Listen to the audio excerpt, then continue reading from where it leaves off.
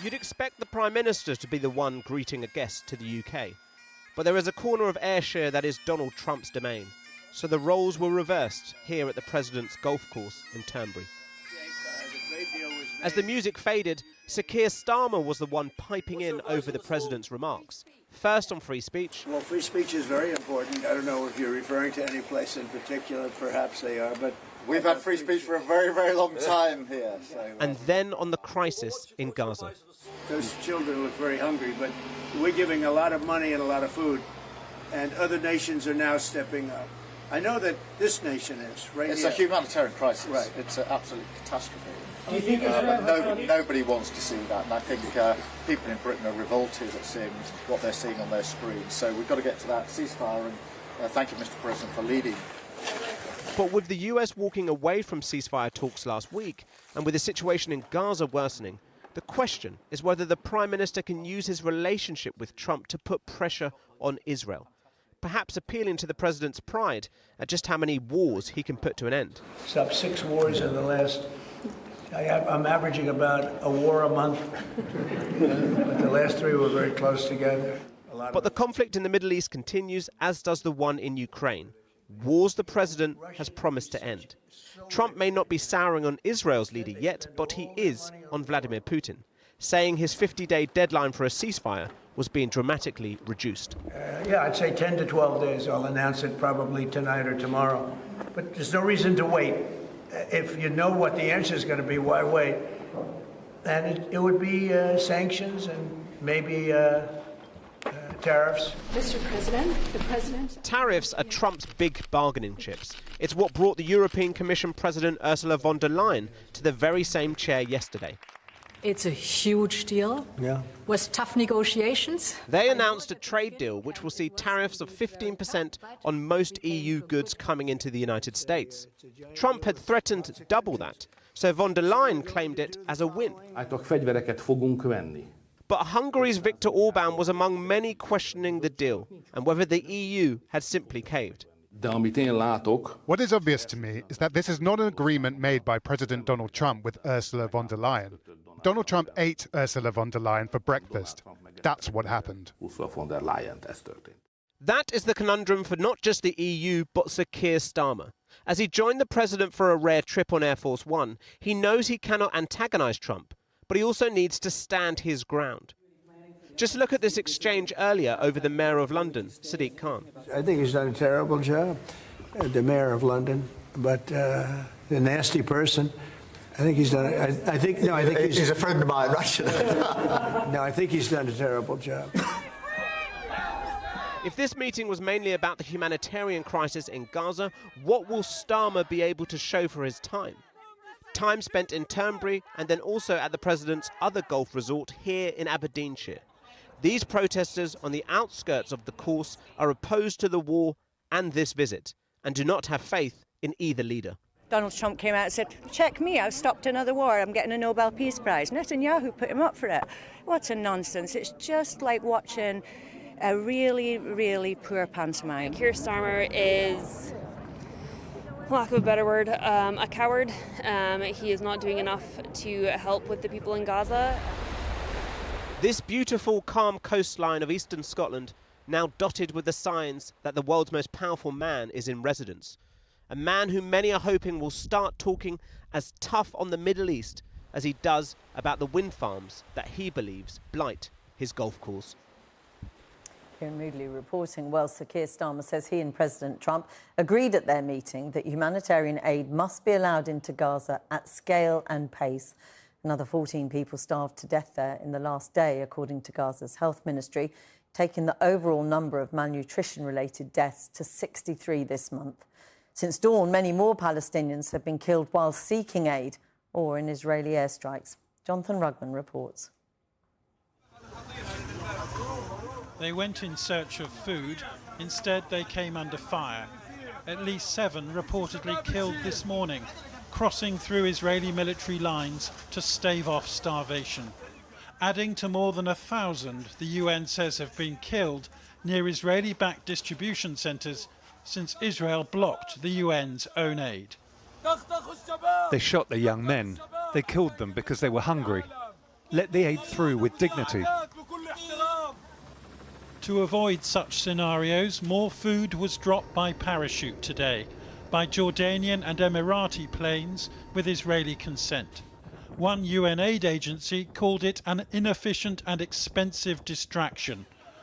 And it's a mark not just of the desperation on the ground, but of the world's desperation to help.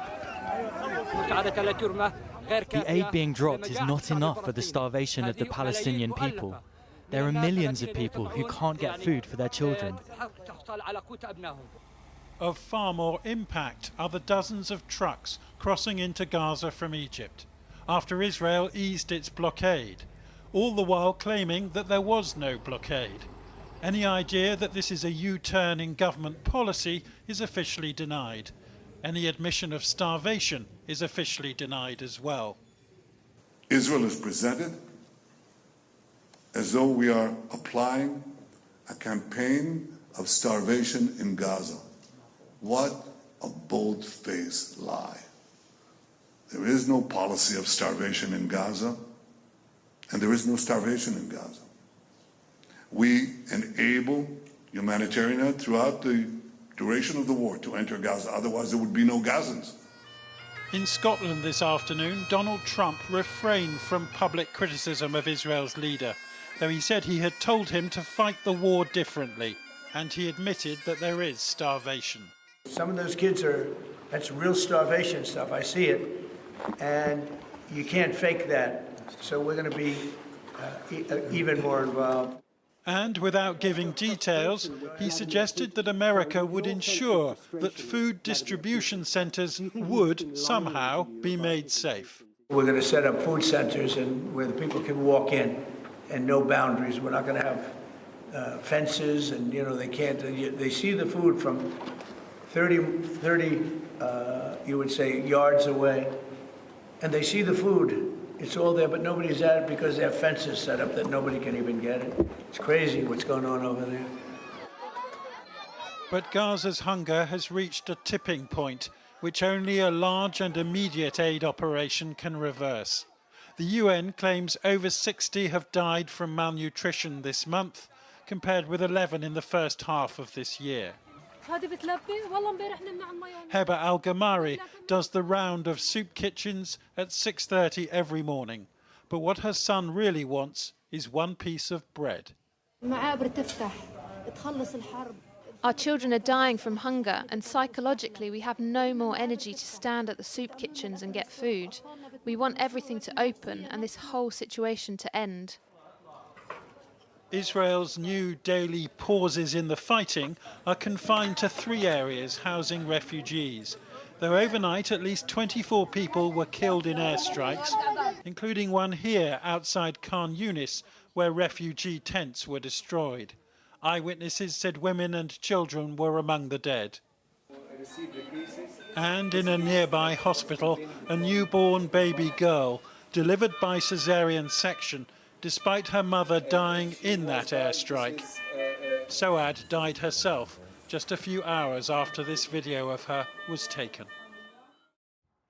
Jonathan Rugman reporting there. Well, joining me now from Oslo is Jan Egeland from the Norwegian Refugee Council.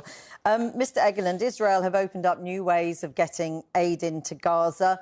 Airdrops always considered a last resort. We've seen them in the last day or so. This is last resort territory, isn't it? So do you welcome them? Well, a little bit of food airdropped is perhaps better than nothing. But airdrops is for a place like Deir ez-Zor in Syria when the Islamic State was besieging it in the desert. We did airdrops there and we saved lives inside because we couldn't get access from the Islamic State. Israel and its allies, the United States, Britain, Germany, France, European Union, should be better, really, than they were at the time. There is an easy way of feeding everybody in Gaza. It's a flat piece of land. We can go in with thousands of trucks that have been lined up for a very long time. It's for Israel, the Israeli war machine, to open the border crossings all of them, then there will be so much food going in that the desperation of the Palestinian teenagers is not such that they are looting whatever they can see come over. There is a solution to this, and it has not come, and it's not even come yet. I mean, just briefly, if that solution doesn't come, what is your prediction for what is happening in Gaza?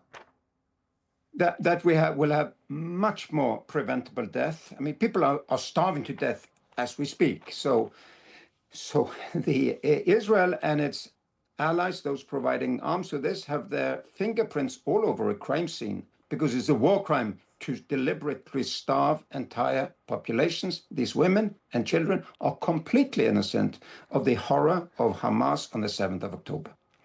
What do you make today of Prime Minister Netanyahu saying once again there is no starvation in Gaza, despite people inside and outside of Israel saying it is time to acknowledge the truth of this? Well, it's the most extreme government in the history of Israel. They have people inside that government who are organizing the settler mafia on the West Bank. It's a very extreme government, really. Don't believe what they're saying. Don't interview these people, because they are not telling the truth. But I think it's now, the ball is solidly in the court of Trump, Starmer, Macron, Merz. They have supported Netanyahu. They need to exert much more pressure. If not, they will be accomplices to this President Trump mass today, death. Yeah. President Trump today openly disagreeing with the Israeli Prime Minister about this issue of starvation. Yeah. Can it make any difference? I hope it would. But of course, President Biden said, please give us access. Please do things differently. But it's very clear it's the Netanyahu government that is dominating Washington, London, Paris, Brussels, that have been begging for us to get access for very many months. But the diplomatic impotence has been astounding here, really. I hope it will change. I hope it will change now, because it's visible to everybody what has happened, Trump what will today, happen. Sorry to cut across you, but President Trump today is also talking without much detail about creating food centres. But at the same time, the United States has just rejected as a publicity stunt a conference organised by the UN looking forward to the potential for a two-state solution here. So what do you make of that? Well, there is an enormous polarization now between those who want to change the status as it is and push the parties, both the Israelis and the Palestinian, by the way, to make peace, and those who still cling on to supporting the Netanyahu government. For us, what's most important now is that we have aid workers on the ground in Gaza who have been screaming to get supplies in for 150 days and nights, and it's still not coming. The Norwegian Refugee Council is still denied access to Gaza. Okay. Some other agencies are getting it, but we're not. Jan Egeland, going to have to leave it there, but thank you very much. Thank you.